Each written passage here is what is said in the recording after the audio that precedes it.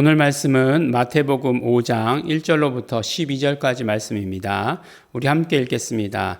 예수께서 무리를 보시고 산에 올라가 앉으시니 제자들이 나아온지라 입을 열어 가르쳐 가라사대 심령이 가난한 자는 복이 있나니 천국이 저희 것이며 애통하는 자는 복이 있나니 저희가 위로를 받을 것이며 온유한 자는 복이 있나니 저희가 땅을 기업으로 받을 것이며 의에 줄이고 목마른 자는 복이 있나니 저희가 배부를 것이며 긍휼히 여기는 자는 복이 있나니 저희가 긍휼히 여김을 받을 것이며 마음이 청결한 자는 복이 있나니 저희가 하나님을 볼 것이며 화평케 하는 자는 복이 있나니 저희가 하나님의 아들이라 일컬음을 받을 것이며 의를 위하여 핍박을 받은 자는 복이 있나니 천국이 저희 것임이라.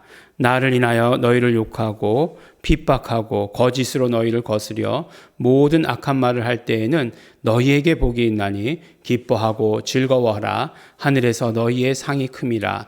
너희 전에 있던 선지자들을 이같이 핍박하였느니라. 아멘. 네, 우리 계속해서 이제 마태복음 5장에서 7장까지의 말씀은 산상수훈이다라고 하는 그런 별명이 붙어 있는 장입니다. 이게 성경 가운데에서 뭐 그렇게 붙어 있는 것들이 별로 없죠. 그렇지만 마태복음은 이제 산상수훈이다라고 이렇게 얘기해요.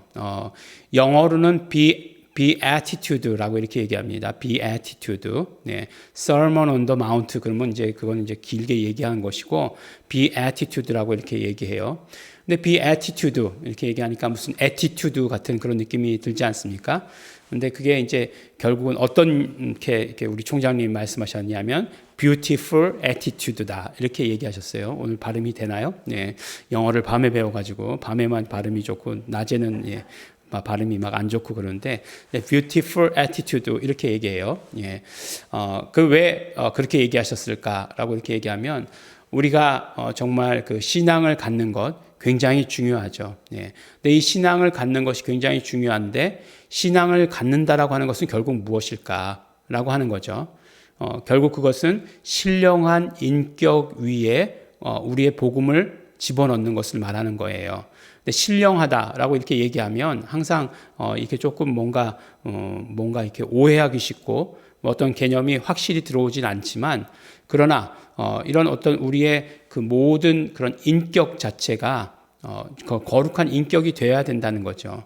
그런 인격 위에 바로 복음을 받아들일 수 있다라고 이렇게 말하는 것입니다.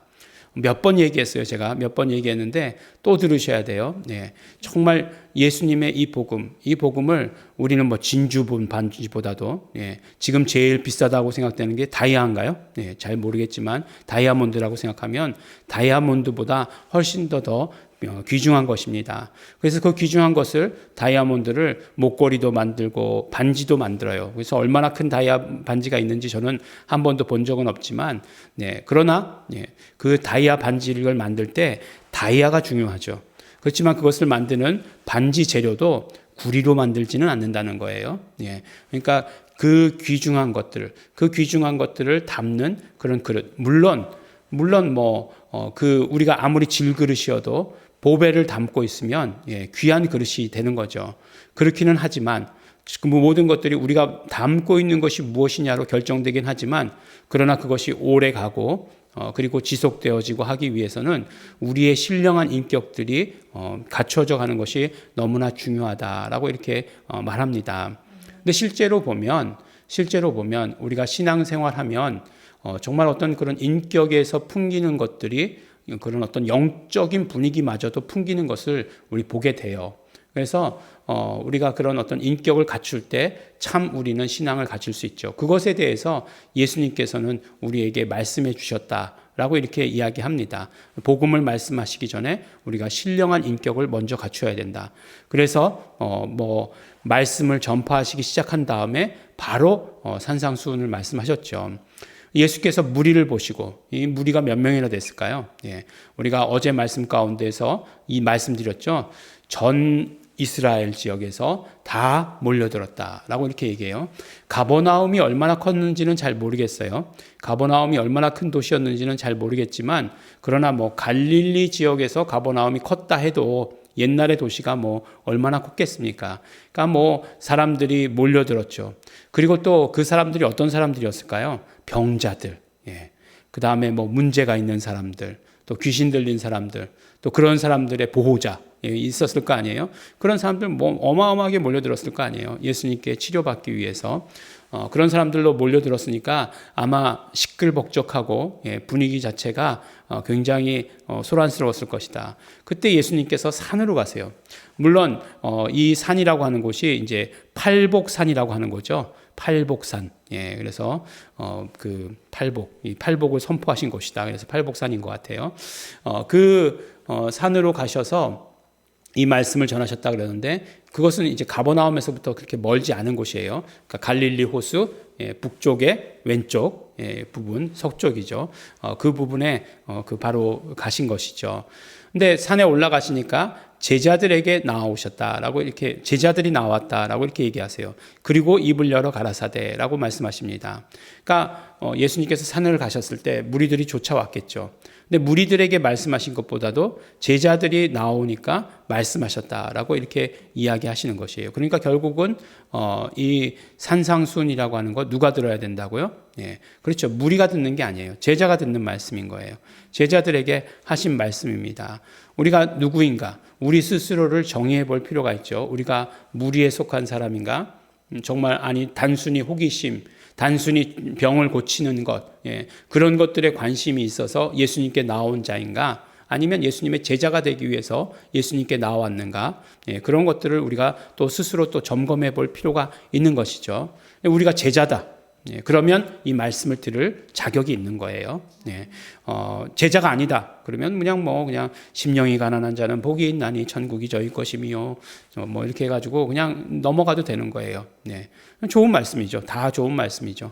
뭐 복이라니까 그냥 이렇게 그냥 복을 선포하셨으니까 복을 받아야 되겠다. 뭐 이렇게 하면 되는 거죠. 제가 말씀드렸지만 그 외국에서는 보면 그러니까 미국에서 뭐 신학교 다닐 때 보니까 예배 시간에 우리도 잘 안 움직이잖아요. 근데 예배 시간에 우리는 근데 움직일 필요가 있다. 그러면 어떻게 하죠? 기도 시간에 움직이죠. 예. 그런데 미국에서는 그렇지 않더라고요. 기도 시간에 절대로 안 움직여요. 기도 시간에 절대로 안 움직이고 설교 시간에 움직여요. 설교 시간에 오히려 움직여요. 그리고 또 한 가지 꼭 하는 거 있어요. 꼭 받으러 나오는 것 있어요. 뭐죠? 축도 받을 때는 축도할 때는 꼭 있습니다. 그거 받으러 나온다 이렇게 얘기하잖아요. 그러니까 복이라는 것, 팔복을 선포하셨다라고 얘기하시니까 그 복을 얻는다는 것, 받아간다는 건 너무 중요하죠. 근데 예수님께서 복에 대해서 어떻게 말씀하셨느냐? 복에 대해서 말씀하셨을 때 행복하여라라고 이렇게 말씀하셨어요. 그러니까 복을 누려라라고 이렇게 말씀하신 거예요. 행복하여라. 이게 물론 문법적으로 명령이냐? 그렇진 않아요. 제가 문법적으로는 항상 정확하게 말씀드리죠. 그렇지는 않지만 이것이 의미하는 바는 명령이에요. 너희가 행복을 누려라 하는 그런 말씀인 거예요. 왜 행복을 누려라라고 말씀하시죠? 이미 복이 주어졌으니 너희가 그 복을 누려라라고 이렇게 말씀하는 거죠. 그러니까 우리에게 임한 것이 무엇인가? 우리가 예수 그리스도를 영접하고 나서 우리가 얻게 된 것이 무엇인가? 그렇죠. 복을 얻게 된 것이죠. 이 복을 누리라고 하는 것이에요. 근데 복을 누리지 못하게 하는 것들이 너무나 많이 있죠. 그런 것들에 대해서 이제 복을 누리지 못하는 것들에 대해서 다 제해버려라 라고 이렇게 말씀하는 거죠. 그래서 심령이 가난한 자는 복을 누리게 될 것이다 이렇게 말씀하시는 거예요. 근데 그 심령이 가난한 자가 누구예요? 영적으로 가난한 자. 영적으로 가난하다는 것은 무엇이에요? 바로 부자이신 영적으로 부유하신 하나님을 찾는 자. 그러니까 하나님을 마지막 방법으로 찾는 자라고 하는 그런 말씀이에요. 그러니까 하나님을 찾는 자는 복을 누릴 수 있다. 이 말씀인 거죠. 그리고서 천국이 저희 것입니다. 천국이라고 하는 것은 예수 그리스도를 말씀하신 거죠. 나라로 오신 예수 그리스도. 계속해서 천국은 회개하라 천국이 가까웠느니라 계속해서 천국은 예수 그리스도를 말씀하시는 것이에요. 왜냐하면 예수 그리스도 개인을 말씀하시는 것이 아니라 예수 그리스도가 나라로 임하셨기 때문에 그렇게 말씀하는 것입니다. 그래서 예수 그리스도가 저희 것이며 말씀해 주시고 계세요. 애통하는 자. 왜 애통하는 건가요? 죄 때문에 애통하는 자 행복을 누릴 수 있다 이렇게 말씀하시는 거예요. 죄 때문에 애통해야 행복할 수 있다. 이렇게 누릴 수 있다. 이렇게 말씀하시는 것과 마찬가지죠. 그러니까 회개해야 된다는 거예요. 죄에 대해서 정말 죄를 보고서 자신의 죄를 보고서 안타까워해야 해야 된다는 거예요. 근데 지금 삶이 어떻습니까? 세상이 어떻습니까? 죄책감이라는 것이 없는 사회가 되어버렸어요. 뭔가 미안한 것이 없는 사회가 되어버렸어요. 예. 돈이면 다 되는 사회가 되어버렸어요. 그러니까 정말 죄로 인해서 애통하고 그런 사람들이 없다는 것이에요. 근데 정말 내가 죄 때문에 애통하고 안타까워하고 나의 죄를 보면서 안타까워하고 그래서 예수의 피를 의지해서 회개할 수 있으면 그 사람이 복을 누리는 자다 말씀하시고 그 사람은 위로를 받게 된다 말씀해 주시는 것입니다. 온유한 자는 어떤 사람이 온유한 자인가요? 예. 다들 이렇게 말씀하실 때 김채원 목사는 성격이 참 좋아 이렇게 얘기합니다. 근데 그게 성격 좋은 게 온유한 건가요? 예, 그렇진 않아요. 예, 지금 이렇게 성격이 참 좋아 그랬더니 앞에 있는데 동의하지 않아요. 네. 예, 제 성격을 잘 아니까 동의하지 않죠. 예, 저 스스로도 그래요. 보면은 굉장히 막 다혈질이고 막 그래요. 예, 그래서 막 그냥 다른 막 그 혈기가 올라갈 때는 모든 사람을 불안하게 만드는 거죠. 예. 근데 온유한 사람이라는 것은 어떤 사람을 온유한 사람이라고 얘기하냐면 이게 이제 말을 길들일 때 야생말을 길들일 때 쓰던 말이라고 해요. 그래서 그 말을 길들이고 나면 온유해지는 거죠. 그러니까 그 무슨 얘기냐면 이제 그 실제로는 이 단어 자체가 그 그리스 철학 가운데에서 사용되던 말이에요. 그래서 온유라고 하는 말이 아리스토텔레스에게서는 어떤 말로 사용되냐면 중용이라고 하는 말로 사용됐어요. 중용, 뭐 좌로나 우로나 치우치지 아니하는 중용. 예, 그렇게 얘기했는데 우리가 그냥 쉽게 이야기해서 어떻게 얘기하죠? 예, 가슴은 뜨겁게 그러나 머리는 차갑게. 예, 그것이 이루어지는 것이 중용이다라고 이렇게 생각하시면 돼요. 늘 우리가 복음에 대한 열정으로 충만해야 되죠. 언제나 가슴은 뜨거워야 돼요. 그러나 또 머리는 어떻게 해야 되죠? 그 복음의 열정을 어떻게 풀어나갈 수 있을까에 대해서 늘 이렇게 풀어나갈 수 있어야 되죠. 그래서 뭐 가슴만 있어서도 안 되고 머리만 있어서도 안 되죠. 반대로 되면 최악이죠. 예, 가슴은 차갑고 머리는 뜨겁고 예, 이렇게 되면 최악입니다. 그래서 그렇게 되면은 안 되는 거죠. 예, 그것도 온유한 거라고 할 수 있을까요? 뭐 그런지 잘 모르겠지만 어쨌든지 간에 온유한 자는 복이 있다. 저희가 땅을 기업으로 받는다라고 이렇게 말씀하세요. 그러면 이거 정말 그렇지. 우리 부동산 할 사람들은 온유해야 되겠군요. 라고 이렇게 말씀하실지 모르겠지만, 이 산지를 내게 주소서라고 얘기했던 갈렙의 이야기는 무엇이었어요? 결국 복음의 지경을 넓혀가는 걸 말하는 거잖아요. 결국 그 온유한 자가 복음의 지경을 넓혀갈 수 있는 것이에요. 그러니까 누가 선교할 수 있는가? 온유한 자가 선교할 수 있다. 이렇게 얘기하는 거예요. 그렇지만 온유한 자가 선교할 수 있지만 그렇다고 해서 다른 사람은 선교하지 말라. 이런 얘기가 아니잖아요. 결국은 우리가 복을 누리는 것인데 온유한 자가 복을 누리게 된다. 온유한 자가 복을 누릴 자격을 얻게 된다. 이렇게 말씀해 주십니다. 그 사람에게 땅을 기업으로 상속해 주신다. 이렇게 말씀해 주십니다. 계속해서 또 이 팔복에 대해서 얘기할 때 하나 가지고, 우리 그렇잖아요. 우리 3절, 심령이 가난한 자는 복이 있나니 이 말씀 가지고 우리 한 토크의 말씀을 듣잖아요. 그런 것처럼 이렇게 계속해서 말씀을 나눌 수 있지만, 하나 또 마지막으로 우리 나누자면 화평케 하는 자는 복이 있나니. 그렇죠. 우리 주일 말씀 가운데 나눴죠. 화평케 한다는 것은 결국, 의의, 우리의 언약의 중보자가 된다는 그런 말씀이죠. 예수 그리스도께서 더 좋은 언약의 중보자가 되셔서 예수 대제사장이 되신 것처럼 우리도 제사장 되어서 이 언약의 중보자가 될 때 그러면 우리는 하나님의 아들이라 일컬음을 받게 된다라고 이렇게 말씀해 주십니다. 우리가 언약의 중보자를 역할을 할 때 우리는 복을 누리게 된다. 이렇게 말씀해 주시고 계시는 것이에요. 복을 누려라. 복의 자격에 대해서 말씀해 주시고 어떻게 하면 그 복을 누리는 것을 방해하는 것들을 물리칠 수 있나? 우리가 어떻게 하면 그 자격을 얻을 수 있나? 라고 하는 것들에 대해서 아주 구체적으로 예수님께서 말씀해 주시고 계십니다. 우리에게 임하신 복이 어마어마합니다. 크죠. 예, 분명히 그것을 깨달아야 되죠. 근데 우리가 이 땅의 삶에서 그 복을 어떻게 누릴 수 있는가? 예수님께서 우리에게 말씀해 주십니다. 근데 마지막으로 이 말씀 다 하시고 나서 그럼에도 불구하고 너희가 그것을 누릴 때에 핍박이 있을 수도 있다.